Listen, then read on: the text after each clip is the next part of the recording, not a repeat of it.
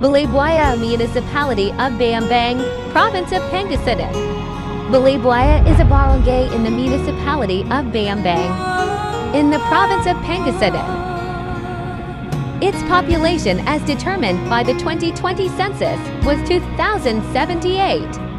This represented 1.61% of the total population of Bayambang.